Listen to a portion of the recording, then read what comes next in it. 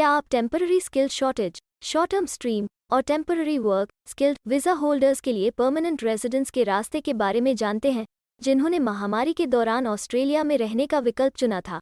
1 जुलाई 2022 से उन skilled migrant workers के लिए परमानेंट रेजिडेंस तक पहुंच में सुधार करने के लिए बदलाव होंगे।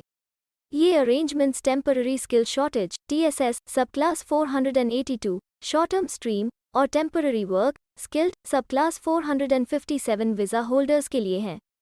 पूरी जानकारी के लिए इस वीडियो को अंत तक देखें और हाँ, वीडियो को लाइक और शेयर करें और हमारे चैनल को सब्सक्राइब करना न भूलें। ब्रेन ड्रेन कंसल्टेंट्स की ओर से हमारे इमिग्रेशन इन्फॉर्मेशन और news channel A to Z immigration updates में आपका हार्दिक स्वागत है। शॉर्ट टर्म स्ट्रीम में टेम्पररी स्किल शॉर्टेज TSS सब class 482 visa holders employer nomination scheme ENS सब क्लास 186 वीज़ा के temporary residence transition TRT stream के जरिए से PR के लिए अप्लाई करने में सक्षम होंगे।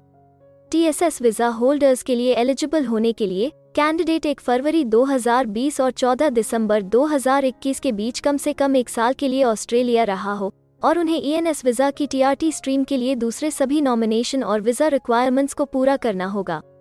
यह पाथवे 1 जुलाई 2022 से 2 सालों के लिए उपलब्ध होगा।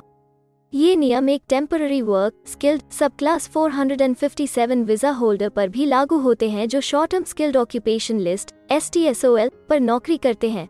एलिजिबल सब क्लास 457 वीज़ा होल्डर्स को पहले TSS प्राप्त किए बिना ENS TRT स्ट्रीम के लिए अप्लाई करने में सक्षम करेगा।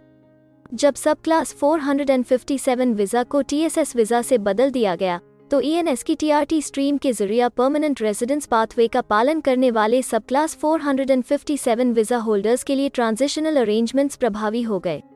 ये ट्रांजिशनल अरेंजमेंट्स 18 मार्च 2022 को समाप्त होने वाली थी, लेकिन अब उन्हें 2 साल के लिए बढ़ा दिया जाएगा। अगर हम एलिजिबल लेगेसी सब क्लास 457 वीज़ा होल्डर्स के बारे में बात करते हैं तो ये एम्प्लॉयर नॉमिनेशन स्कीम ENS सब क्लास 186 वीज़ा के temporary residence transition TRT stream के जरिए अप्लाई करते समय उम्र छूट का उपयोग करने में सक्षम होगा।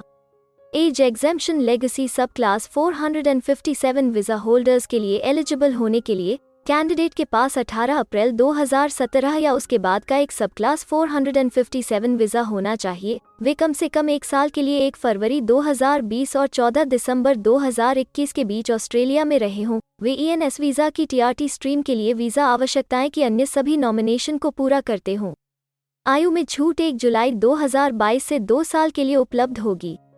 Eligible farmer TSS visa holders जिन्होंने कोविड महामारी के दौरान ऑस्ट्रेलिया में काम किया है, वे ऑस्ट्रेलिया में रहते हुए तीसरे short term stream TSS visa के लिए भी अप्लाई कर सकेंगे। यह संभावित एप्लीकेंट्स को ऑस्ट्रेलिया में रहने और TRT स्ट्रीम के तहत ENS वीज़ा के लिए नॉमिनेशन आवश्यकताओं को पूरा करने में सहायता करेगा। इसके लिए एलिजिबल होने के लिए एप्लीकेंट्स के पास 2 से ज़्यादा short term stream TSS visa नहीं होना चाहिए।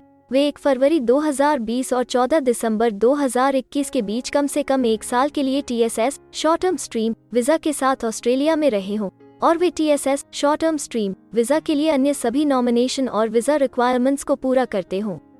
TSS वीज़ा के लिए अप्लाई करने के लिए एप्लीकेंट्स के पास एप्लीकेशन के समय एक सब्सटैंटिव या ब्रिजिंग A, B या C वीज़ा होना चाहिए।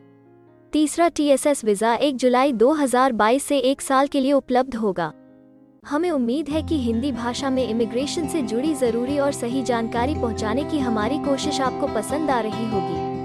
कृपया कमेंट में अपने सजेशंस और फीडबैक्स ज़रूर दें और हमें सपोर्ट करने के लिए हमारे चैनल को लाइक, शेयर और सब्सक्राइब ज़रूर करें। और हाँ, बेल आइकॉन को दबाना मत भूलिएगा। अपना कीमती समय देने के लिए धन्यवाद। एक और वीडियो के साथ आपसे फिर मुलाकात होगी।